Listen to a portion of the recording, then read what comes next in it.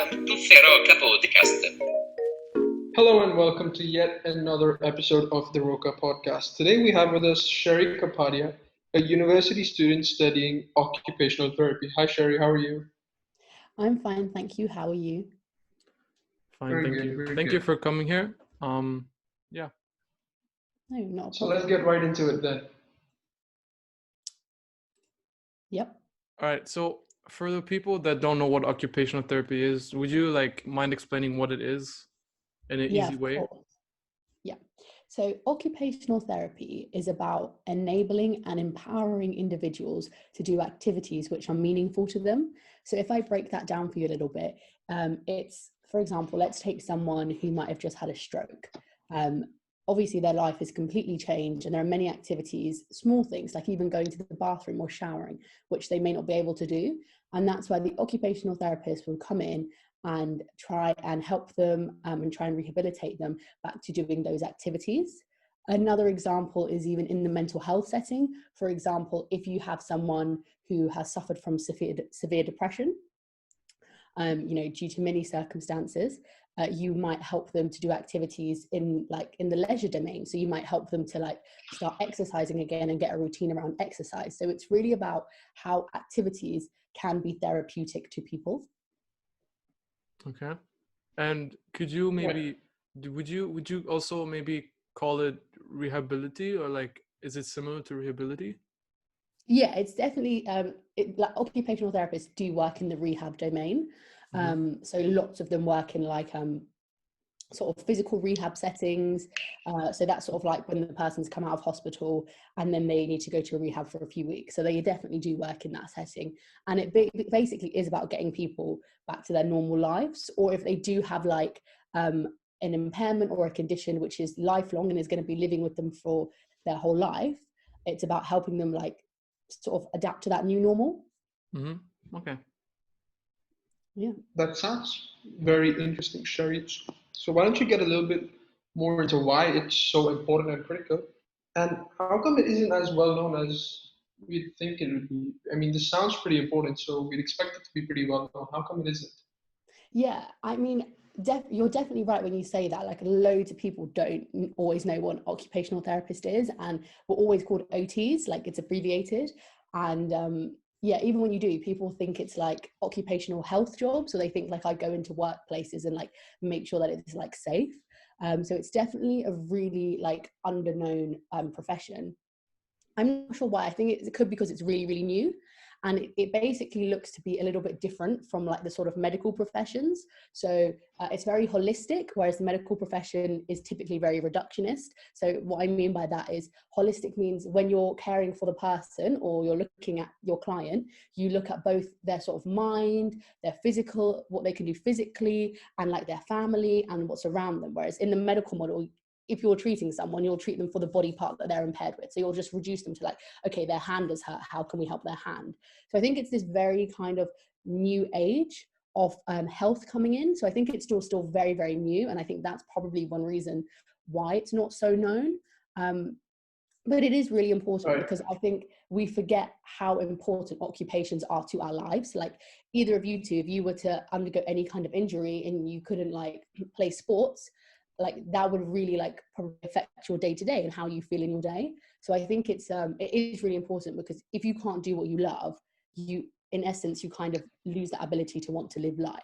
Yeah, definitely. Yeah, definitely. And I think I could relate to that a bit, I guess, because I've been injured a couple of times. Mm-hmm. And so essentially, occupational therapy is it's a more humane way of taking care of someone, I guess, because like you mentioned, modern medicine now has become so commercialized, it's reductionist, where the hand is broken, just fix the hand, not why, how, and all that stuff. Whereas occupational therapy is more all-rounded and almost wholesome. Yeah, and don't get me wrong, modern medicine is still so essential. Do you know what I mean? So much respect for doctors. Yeah, of course. But I think with how many patients doctors have to see, right? I don't think it would be possible for doctors to be thinking about everything. So I think in England, we're called allied health professionals. We come under this umbrella. So physiotherapists, occupational therapists, and a range of other professions come under this umbrella. And we are there to help the doctors and help the therapy and move forward. So 100%. That makes sense. Yeah. Yeah, you sort of nailed it when you said that we sort of look at the all-rounded human. All right. So, Mm. so what are some? Okay. So first of all, what do you study in university? Is occupational therapy a separate, like way of like a course in university, Mm-hmm. or does that fall under medicine, or what do you study exactly? Okay, so I'll sort of break it down for you. So occupational therapy can be studied at a bachelor's level or a master's level. Mm-hmm. If you study it at bachelor's, you have to do like 4 years, 3 to 4 years. And if you study at a master's, it's an accelerated course. So it's only 2 years. And this is in the United Kingdom, but that model is followed like across a range of different other countries. Yeah. So we don't fall under medicine or anything. We're just fall under health. Okay. So it's really similar to like physiotherapy. So Okay. they're their own courses. So physiotherapy is one course, occupational therapy is another course, then medicine is its whole other course. So they don't fall under each other or anything, but they're all part of healthcare courses. Yeah, my mom is a physiotherapist, Right. so yeah, kind of, yeah. Okay. Yeah. Oh, nice. So does it do you think, except from like, having the ability to work with, people that actually need that therapy, or that have suffered something severe, do you also think it helps build your character, like your own character, and like Yeah, no, I understand. I hear that question 100%. Like before I went to do my master's in occupational therapy, I worked as a therapy assistant and I worked in a mental health hospital. And I genuinely believe it was one of the most eye-opening experiences of my life. Being able to care for people and help people, I think changes your perspective on everything in a way that everyone's feelings are valid. No matter what you're going through in life, your feelings and your emotions are valid. But when you see how much other people might be going through, I think it helps you put things in perspective. And that's sometimes what you need, because sometimes it's very easy to have a problem and be very committed to that problem. But when you see other people go through so much and really take it in their stride, I think it gives you that reminder to like get up and get on with your life, if that makes sense. yeah. And to not get so entrenched in things. So 100%, I do think it has shaped my character so much. I think I'm so much stronger and more resilient to things. I think I can stand up from things now that I probably couldn't have so easily. And I can tell myself, like, you know what, you can do this. And, life has so much for you out there. So it definitely does develop a lot of character. All right. Right. So you've talked a bit about some of the advantages of studying OT, but are there any disadvantages? I mean, because with everything, there's always a plus and a minus. 100%. But is that the same case with OT? Because it sounds really wholesome so far. Yeah, so there are always disadvantages. I think one huge disadvantage of OT is the idea that it's not well known, or not as well known as maybe it should be. So sometimes even getting into it is hard. Like, for example, I definitely would have loved to have done it for undergraduate had I had known, but I didn't even know what it was, because I'm not sure about you guys, but when I grew up in Abu Dhabi, I never really heard about it. I knew about Yeah, I physiotherapy. mean, we don't hear about it here.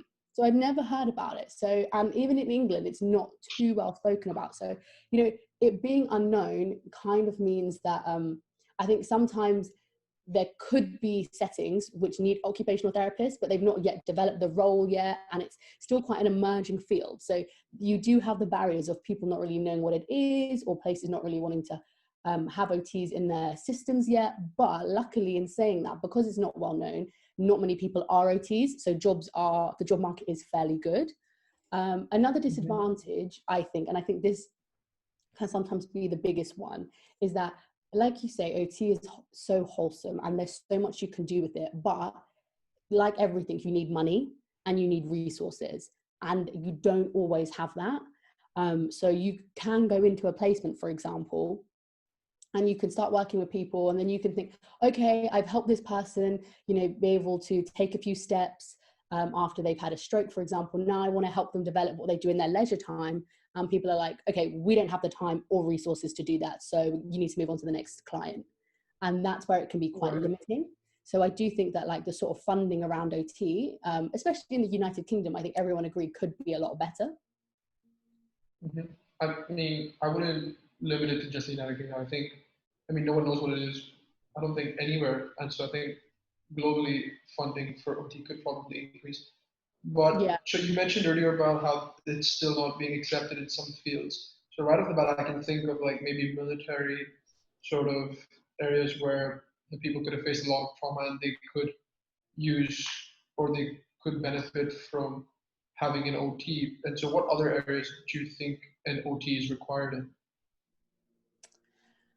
I'm sort of trying to think. I think sometimes at OT in the wider sense, so we have this idea of OT advocacy, which is basically like OT but on a community level. So for example, like you might have groups of refugees or groups of people, for example, like even women who are marginalized to do certain activities.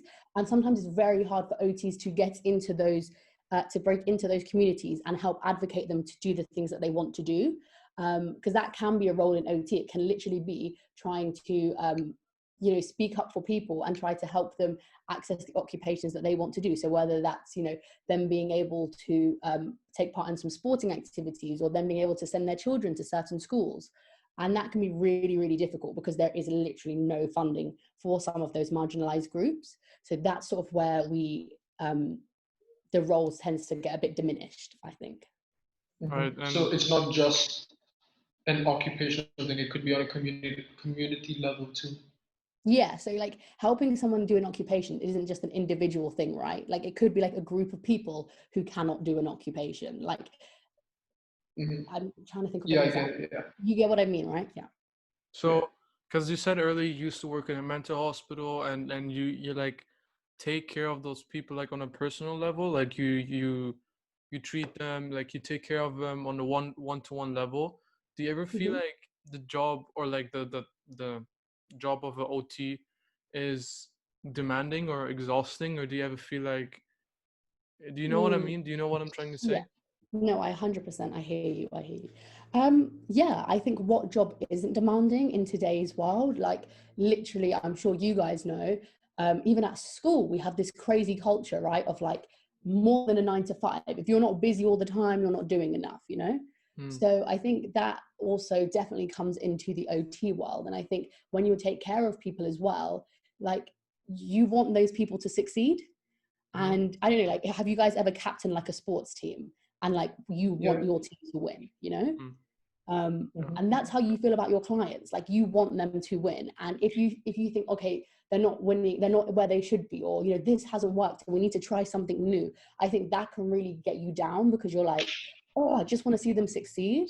Um, and then that's And then really where we have things called supervision.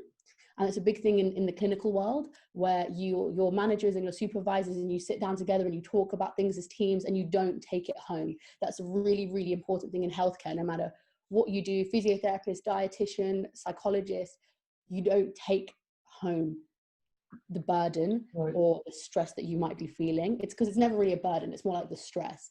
And you try and leave that at the door and then come back fresh tomorrow to tackle the problem again. Right. And Mhm. Then also you because mentioned you it. said, well, let me go first.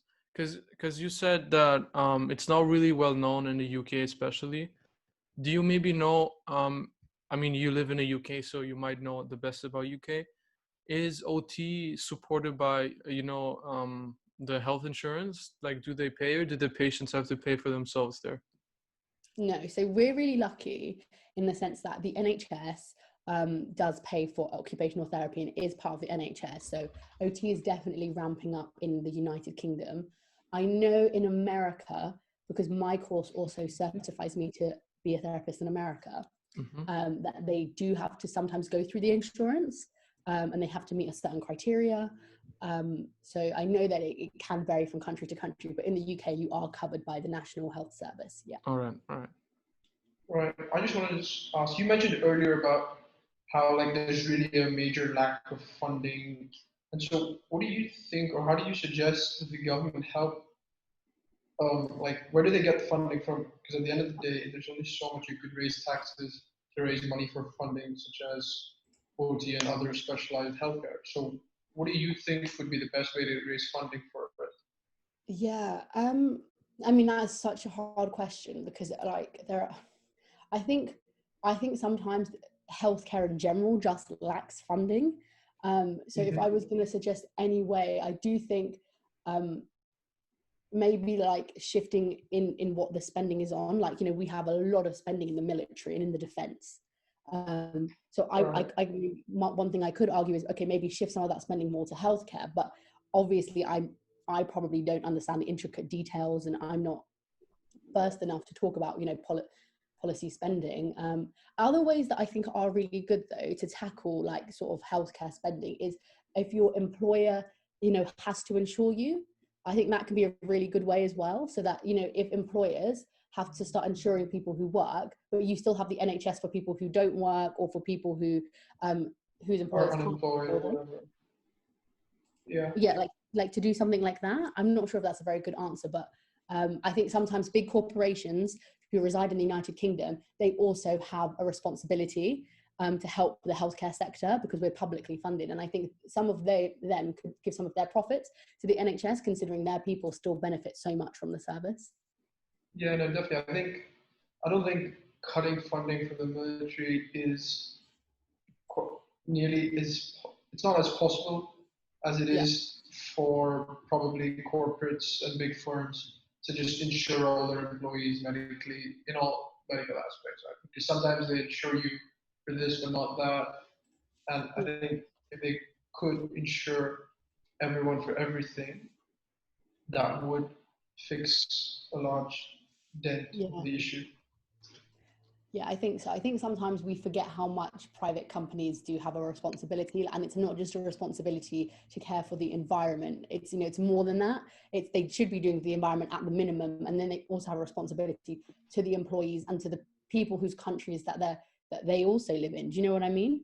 I think when we start to look at the world from a bit more of a kinder perspective, and I hope we do after everything that's happened with the coronavirus and what we're seeing going on in the world, I think if bigger corporations can take a bit more responsibility, we'll probably have a better world and a better workforce. Yeah, makes sense. That is true. And like, Continue. let's say someone would like to go into OT, or, you know, study it or become a therapist in that field. Do you think that everyone can do it, or do you think that people need to be like, I don't want to say chosen, but like, do you think you need some kind A of certain characteristic. Exactly. Do you need like a characteristic to actually be able to do this job properly? So I think it's a really, really good question, actually. And I have two answers to that. I think anyone can do anything. I believe every human being has potential in life. But what I would say about occupational therapy is, I think unless you're willing to be compassionate, and unless you are very willing to really understand people's lives and, you know, really take it one step further, you will not, I don't believe you will be the best therapist you can be. Because something that is so important in therapy is understanding, you know, people's culture and what comes behind the person. And I think this is somewhere where lots of people want to go into therapy and they want to go into the healthcare field, but they don't want to put in the actual hard work. And that means more than just going to class and sitting down. Because if you want to get chosen to be an OT student, you know, I wouldn't say it's the hardest thing. I would say, you know, you need to get decent grades. You do need to get fairly good grades to get in, and you need to maybe have some work experience for caring with people or working with people. But it's very doable. But I think in order to be a really, really good therapist, you have to then be willing to read and to talk to people, because when you're giving therapy and people bring up things that they have been through in their lives, you will not necessarily be able to relate to that. And you then have to be willing to put in the hard work to try and understand where they are coming from. For example, and I think this is sometimes the best example, if you're giving therapy to a young person who comes from a family where they see their identity as doing things with their family and doing things for their family, and that's how their identity is created, you telling them in the therapy session that, okay, I want you to do this intervention which works on something for you, and they're like, well, hang on a second, I need to make sure that my family is okay with this. And if you're not considering that, then you've kind of broken that therapeutic bond and relationship. So I think I think, yes, anyone can get into therapy, but can anyone be a really good therapist? I think it takes a lot of hard work. Yeah, and also like one more thing is, I didn't necessarily hear it for OT, but, you know, in general, like therapy, like a psychiatrist or something, they usually get that, you know, the stereotype that, oh, it doesn't actually help. It's just a way to make money, or, you know, stuff like that. People that don't don't see the potential. Do you get stuff like that also? Do you hear stuff like that, or not really? 100%. I mean, I think like exactly what you just said. Like, I think there's such a stereotype as well, like that. Oh, I don't know if you've ever had the stereotype that therapy is for rich people. Oh yeah, that too. Yeah. It doesn't work. Yeah, It's and for like rich people. Yeah. exactly, and like therapy doesn't really help, and like you've just got to get up and get on with it. So really great thing about OT and lots of therapies is that they run off a mantra called evidence-based practice, which means that in order for me to do an intervention with someone and to say, okay, this is what we're going to do in order to help you, I have to make sure that that intervention has had evidence of working previously. So Mm-hmm. it would never just be like, oh yeah, me telling someone to do something so I can make a bit of money. I'm literally going to be like, okay, this intervention has been done before, it's shown success. There's lots of trials that go on. Like, there's a lot of research behind OT, and many other therapies. So yeah, to say that, people are just doing it to get money, or that it doesn't really work. Well, the evidence is out there and it's open for people to read. So I think that's a really great thing. That's why I really do like OT, because it's not like you just make up an intervention when you see a client. No, you have to go and check that it's embedded in the evidence, and that what you are doing with this client has a likelihood of working. And if it doesn't work, then you need to look at another intervention. Yeah, That's and also so evidence. because like, how would you combat those stereotypes? Because you said before there's trials that show that it actually works. But like, if let's say in a discussion with someone, let's say I don't believe in that, but you want to convince me. How would you try and convince me? So I think, to be honest, would I even try and convince you? No. I think I would sit with you until we found something you were ready to try, if that makes sense. I think there's no part of therapy for me is about ever having to convince someone to do something, because that probably isn't going to help them. So I think I would explore options with you first of all. And if you really just weren't convinced any of them were going to work, I think we would sort of have to do some planning or some assessments around why, and sort of take it from there. It's all very hard to answer that question because I think there'd be so many variables involved. Yeah. But ultimately, I think the answer is that in psychiatry, in psychology, in therapy, you never force someone and you never sit there and really push it. What you try to do is explore options with them until they find one that they think will work for them. All right. Okay. It's interesting to say the least. Right. You mentioned earlier about like how sometimes you describe occupational therapy as someone who, like, should something traumatic happen to them, then and they can't do what they usually do, then they would, like, occupational therapy would help. But how exactly would you define something as traumatic or not?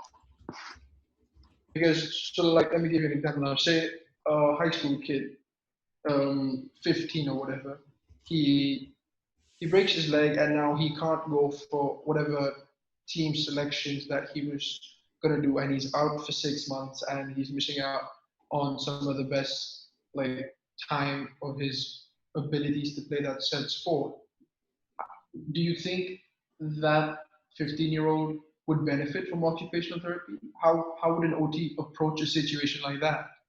Because I know a lot of people who've been really into the sport, have been really good, and then sometimes a really bad injury that puts them out for a long time, so they're disconnected from the sport for quite some time, and then they don't decide to get back into it. How would you approach that How from would an I? OT aspect? Yeah, so we have a thing called the OT process, and that's kind of how we meet our clients. So there's no kind of like, oh, this is traumatic and that's happened, and like I'm going to say that this is not traumatic. That never happens. It's kind of like where you work, people come through the service, and as they come through, you assess whether you think they might need help doing some occupations that they once loved, or whether they're going to need your service. And through that assessment, you can then decide to take up OT with them. So if I was to meet a 15-year-old boy who had, had an injury and was probably not going to be able to play sport again, 100% I would want to work with him, because not only would that physically, he's probably not going to get back to the same fitness level he was at. Mentally, that's going to have a huge effect on his life, Yeah. I mean, I know in such a small way, like when I stopped playing sport from Abu Dhabi, I mean, that was so hard, you know, like when you cannot do occupations that mean so much to you, I mean, it's a huge thing. It's called occupational deprivation, and it's basically being deprived from an occupation that once fulfilled your life so much. And that's a really simplistic way of explaining it. So I think how I would work with him, a lot of it comes through a partnership in occupational therapy. We have this thing called client-centered practice. So it's where it's not like the therapist tells the client what to do. It's you work together to figure out what you want to do. So I think it would involve initial assessments where we discuss, you know, whether they want to go back into sport, and if they don't, why not? And from there, we would then have a look at the intervention. And that could be so many things. It could be, the intervention would primarily be around leisure. If sports was something they did in their leisure time, and whether it's finding a new leisure activity that fulfills them, or whether it's trying to help him get back into sports but in a different way, for example coaching or refereeing, you know. So you would kind of look at the occupation and look at ways to get that person either back into the field indirectly, or whether maybe they want to have a change in their occupation so that they do. And it would be around looking at them, and then from there doing the needful steps. So if they were like, you know what, we've had a few conversations and I really still love, let's say it's cricket, and I still love cricket and I still want to be involved in cricket and I want to go into refereeing, then from there it would be like, okay, let's have a look at some refereeing courses that you can do. And, you know, if that means you need to be able to run, what are the steps? Are you going to go to physio? Is the physio going to need to help you so you can be able to run and walk again properly within X amount of weeks? So maybe I'd have to also refer them to some other services, but it would basically be about how do we get them from where they are now to where they want to be, and how long is that going to take, and what are the steps we need to put in place? Does that answer the question? So it's, yeah, I think it does. It's a lot. So it's not as I don't know how to say this because I don't know the right term. I mean, because if you go to see like a therapist, and it's usually you just talk about the issue and then they suggest, or like they help you with whatever the issue may be. But what you're describing is a more procedural thing, like it's more structured, but in a good way, where it's, Yeah, do they even want to get back or yeah, not, etc., etc. I think that does answer the question. yeah. And I there's a lot of think I referral like in that OT as answer. well. Like there is a lot of referral. Like if someone is just more struggling with like they have a leg impairment and they're like, I just really want to be able to like run again. I just like, that's all I want to be able to do so I can play sports. Then like maybe they do just need to go to the physio, and that is just what's done. But if it's about finding them in your occupation and going through that whole process, then that's where you kind of sit down and you unpick it a bit more. Yeah, definitely. Yeah. That was Okay. really interesting. That was. Thank you for your time, Sherri. No problem. I hope I answered We'll. everything. Yeah, I think you did. I think it was pretty good. For any of you listeners out there, if you have any questions, DM the ROCA podcast on Instagram and we will get back to you. Yeah. Thank you for your time, Sherri, and we'll see you guys later. Bye-bye. All right, bye.